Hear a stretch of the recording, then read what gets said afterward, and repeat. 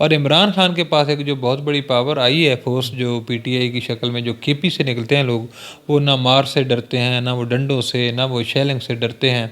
اب تو اس کا اثر کیا ہوگا؟ اس کا اثر حکومت بیک فٹ پہ جائے گی؟ کیا پی ٹی آئی ون کرے گی؟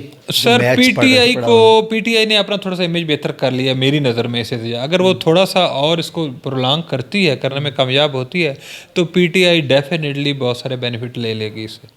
صحیح جی تو اس کا حل کب تک نکل سکتا ہے، کوئی ہے اندازہ؟ سر اس میں تو ان کی ملاقاتیں دن میں 2 دفعہ 3 دفعہ ہو رہی ہیں۔ آج بھی ملاقات ہو رہی ہے، وہ گوہر کو پیغام بھیج جاتے ہیں، آگے گوہر صاحب پیغام عمران خان کو بھجوا رہے ہیں، عمران خان کچھ چیزیں کر رہے ہیں، تو یہ معاملات چل رہے ہیں ان کے، یہ نہیں ہے کہ ان کی چیزیں نہیں چل رہی۔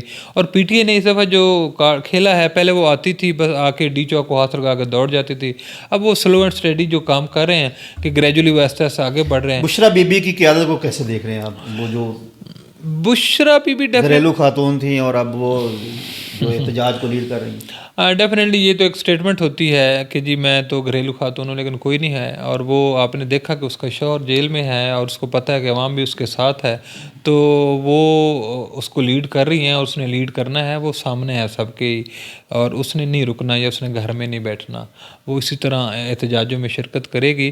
اور اب آپ نے ایک اور چیز دیکھی نا اسٹیبلشمنٹ کی، مجھے بڑی حیرانی ہوئی کہ اس نے ایک بیان دے دیا جس میں باجوہ صاحب کا نام تھا، وہ کہتی ہیں کہ جی میں نے تو سعودی ولی عہد کا نام بھی نہیں لیا۔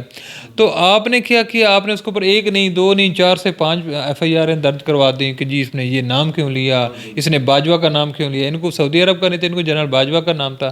تو آپ موکری کر رہے ہیں اداروں کے ساتھ، پولیس کے ساتھ، عدالتی اچھا نظام ندیم کے صاحب، ساتھ۔ ایک سمجھ نہیں آتی، ہمارے وزیر اعظم فارغ ہو جاتے ہیں، صدر فارغ ہو جاتے ہیں، وہ سابق ہو جاتے ہیں، مطلب سیاسی لوگوں کا تو ہوتا ہے نا وہ ڈیفینڈ کریں، لیکن جو اداروں کے لوگ ہیں وہ اگر چلے جاتے ہیں تو سابق ملازمین بن جاتے ہیں، ان کو پھر کیوں ڈیفینڈ کیا جاتا ہے اینڈ تک، اور آخر تک پھر گارڈ آف آنر دیا جاتا ہے؟ یہ ساری سر وہ تو پاورفل ہے نا سر ملٹری کا سب سے بڑا ڈائلیما یہی ہے جو اس کے اوپر تنقید ہوتی ہے کہ وہ اپنے لوگوں کو پروٹیکٹ کرتی ہے، ان کے خلاف وہ کچھ نہیں کرتی، نہ کسی کو کچھ کرنے دیتی ہے۔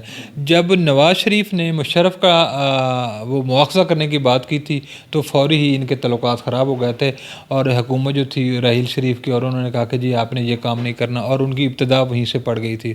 تو یہ اسٹیبلشمنٹ اپنے پرانے لوگوں کو بھی بچاتی ہے، سارا کچھ کرتی ہے۔ اب دیکھیں نا جنرل باجوہ صاحب جو ہیں، یہ جی ایچ کیو کے سامنے اس کے انہوں نے گھر بنا لیا ہے، سب کو پتہ ہے، تو کوئی جا کے تو دکھائے مائیکل لال، اس کے بارے میں کوئی بات تو کر کے دکھائے، تو ذرائع کے حساب سے ساری چیزیں آ جاتی ہیں۔